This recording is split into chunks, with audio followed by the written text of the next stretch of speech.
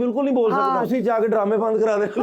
नहीं, जो ड्रामे चल रहे हैं वो तो मैं नहीं होने देने। स्टेज को रिवाइव करना है बिल्कुल, और अच्छे लोगों के साथ इन ए ट्रू स्पिरिट जो स्टेज होना चाहिए जिसको ये सब बच्चियां देख सकें, मैं देख सकूं अपने बच्चों के साथ बैठ के, क्योंकि मैंने पूरा बचपन स्टेज देखा है। मैंने सुहेल अहमद का स्टेज देखा है, मैंने मानुल्लाह का स्टेज देखा है, और मुझे याद है कि वीकेंड के ऊपर मैं शेखुपुरा में थी, तो हमारा ये होता है कि हम लाहौर जाएंगे, डैडी हमने लेके जाएंगे और हमने पहले ड्रामा देखना है, फिर हमने भट्टी से हमने कढ़ाई खानी है। तो ये फेस्टिविटी होती थी हमारी जिंदगी में बहुत बड़ी। लेकिन अब जो जुल्म है स्टेज के नाम पे जो कुछ हो रहा है, मुझे तकलीफ आप लोगों से भी है कि आपके बीच में जो ये ऐसी काली भेड़ें हैं जो अपने आप को फनकार कहती हैं, लेकिन फनकारों के मुंह पे कालक थोप रही हैं, आपको उनका बाइकआउट करना चाहिए। क्लिप मुझे 2 दिन पहले मिला है, तुम बिलीव नहीं करोगे वासे कि मैं चंद सेकंड से ज्यादा वो क्लिप देख नहीं सकी, और वो इतना वाहियात क्लिप है कि मैं अपने एक ना मुझे डीसी को भेजना है या सेक्रेटरी को भेजना है, मैं एज ए वुमन मैं वो क्लिप आगे भी नहीं भेज सकती, वो इतना वाहियात, और इससे वाहियात क्लिप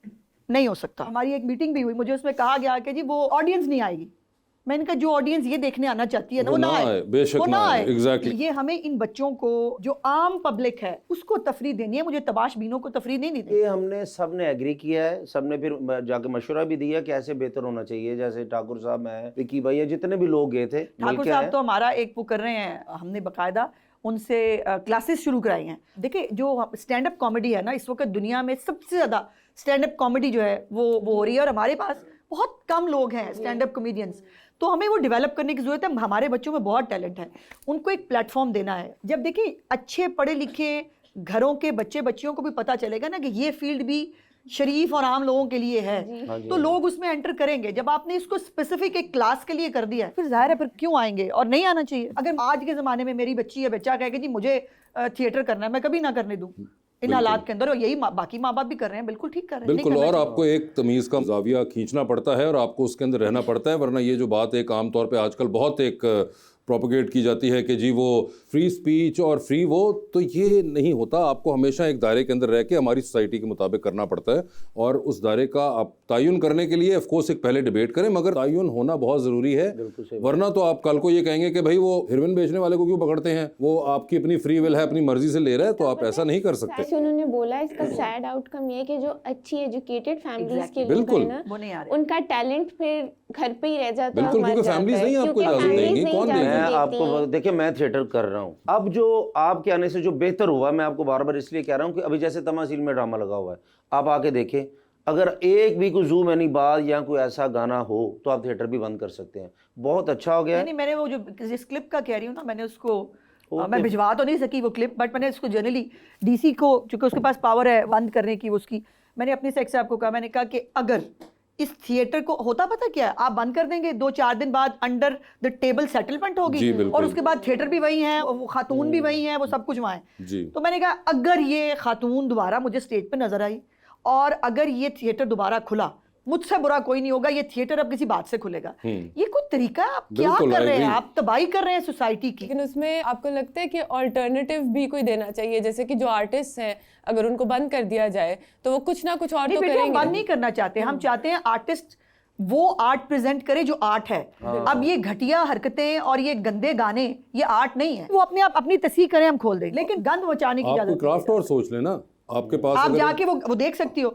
मैं खातून होते हुए अभी शायद मेरे फोन में मैंने डिलीट कर दिया है, आप भी वो नहीं देख सकती। मैं कह रही हूँ ना, मैंने चंद सेकंड से ज्यादा मैं वो क्लिप नहीं देख सकी, और यकीन मानो एकदम से ना मुझे ऐसा लगा जैसे दुनिया घूम गई है कि ये भी हो रहा है। बाजी नहीं, अमेरिका की साजिश है। और क्या रह गया? आपने जो देखा वो सच नहीं है, ऐसी अमेरिका की साजिश। ये तुमने क्या बात की है? मैं आपको पहली दफा मिली हूँ और आप जितना खुल के बोल रही हैं और कितना क्लियर बोल रही है, ये पर्सनालिटी आपकी हमेशा से थी या यू थिंक कि दिस इज अ बच्ची नहीं है, इसको बता दें। शुक्र हो ठीक हो गए, नाल मुक्का भी मार देंगे ने। पढ़ी नहीं है, बस ये बात है।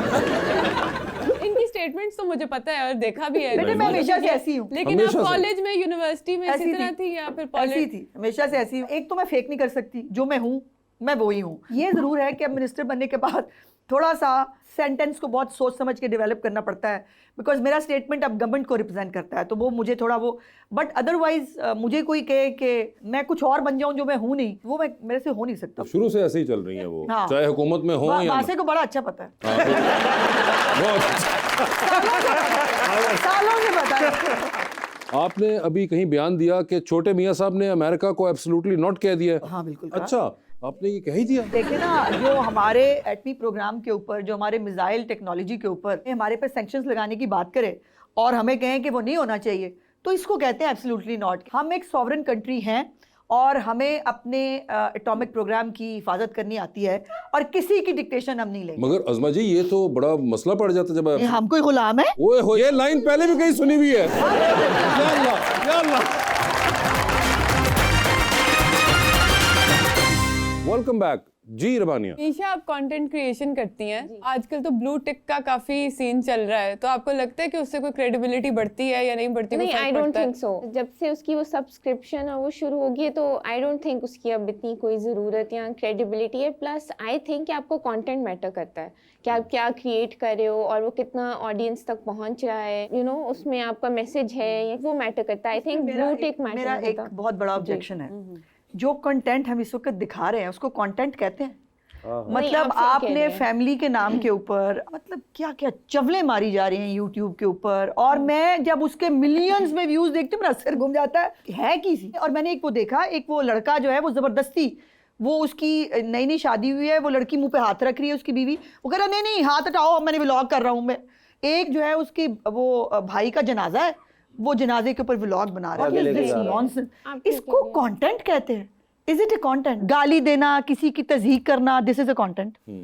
और यही हम सिखा रहे हैं इन तमाम यंगस्टर्स को, वो यही सीख रहे हैं, इनका कसूर नहीं है, जो दिखाया जा रहा है वो सीख रहे हैं। अब उनको पता चल रहा है कि किसी की तज़हीक करके, गाली दे के आप सुपरस्टार बन सकते हैं, तो वो भी ट्राई कर रहे हैं। आई थिंक कि सुपरस्टार भी डेफिनेशन डिपेंड करती है। कई लोग अब वो कहते हैं अक्सर कि जी ये बहुत चल रहा है, ये एक आम फहम, एक फैक्ट होता है कि जी बहुत चल रहा है, देखिए वो कितने फॉलोअर्स हैं, उनके कितने पैसे कमा रहे हैं।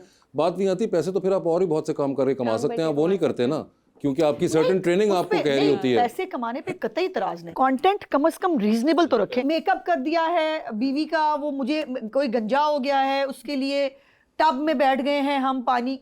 What is this nonsense? नहीं, लेकिन ऑडियंस जो देखना चाहती है वो ये देखना चाहते हैं। ऑडियंस I'm sorry, फिर उसके बाद मेरे तरफ से तो फातिहा ही पढ़ ले फिर। मिलियंस व्यूज जिस चीज के ऊपर हैं वो ऑडियंस ने देखे हैं तो है ना। अपनी यूथ को, अपने लोगों को हमने कंटेंट ऐसा मतलब उनके अंदर पेनिट्रेट कर दिया है कि वो अब उसके साथ उनको पता नहीं किस बात पे सेटिस्फेक्शन मिलती है, किस बात पे वो खुश होकर उसको देख रहे हैं।